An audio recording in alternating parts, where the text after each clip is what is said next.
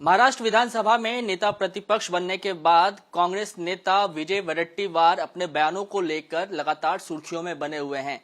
पहले विजय वडेट्टीवार ने यह कहा कि बीजेपी ने अजीत पवार को इसी शर्त पे शामिल किया है कि कुछ दिनों के बाद वो शरद पवार को भी पार्टी में ले आए।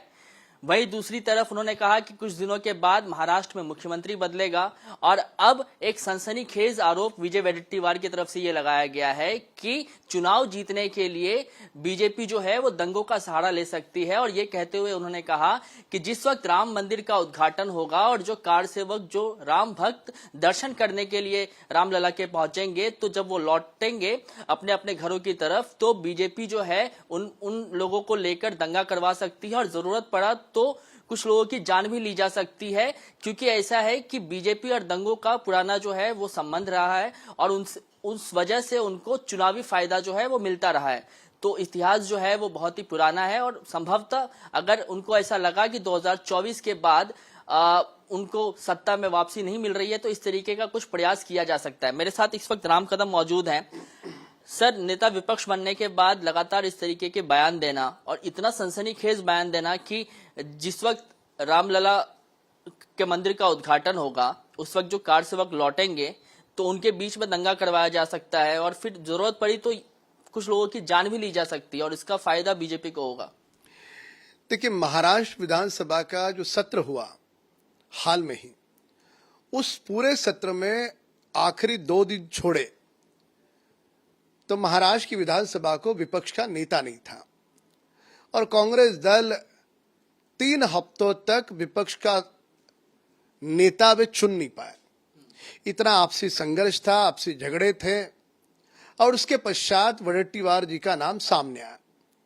तो स्वाभाविक था, उनकी राजनीतिक आवश्यकता है हाईकमांड को दिखाने के लिए कि वे बहुत एक्टिव है, सुर्खियों में बना रहना, कंट्रोवर्सी में बना रहना उनकी राजनीतिक मजबूरी है।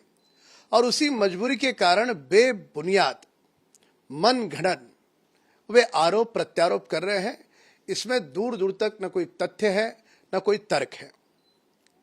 लेकिन जिस तरीके से सर एक जिम्मेदार पद पे बैठा हुआ व्यक्ति अगर बीजेपी को लेकर इस तरीके की बात कहता है तो आप इसको किस तरीके से देखते हैं कि आने वाले दिनों में बीजेपी जो है कुछ एक्शन लेगी? हाईकमांड के नजरों में अपना कद ऊंचा करने के लिए बीजेपी को निशाना बनाना, कुछ कंट्रोवर्शियल स्टेटमेंट देना, यह उनकी राजनीतिक मजबूरी है।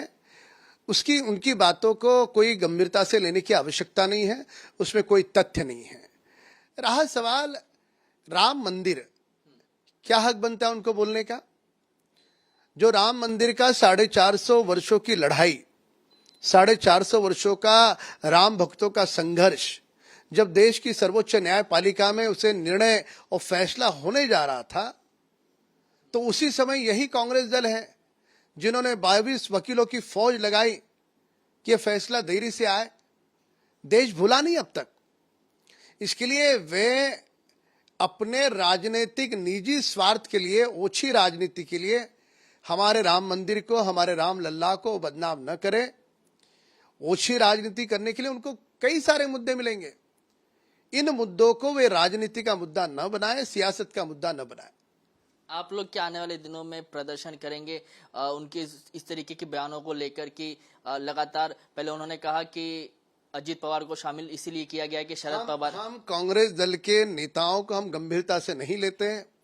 उनके जो भी बयानबाजी है उस बयानबाजी को केवल और केवल वे अपने हाईकमांड को खुश करने के लिए और मीडिया में खबर में बने रहने के लिए वो बयानबाजी करते हैं। ऐसा हमारा और देश के लोगों का मानना है। धन्यवाद हमसे बात करने के लिए। तो ये बीजेपी नेता राम कदम थे जिन्हें आपने साफ तौर पे सुना।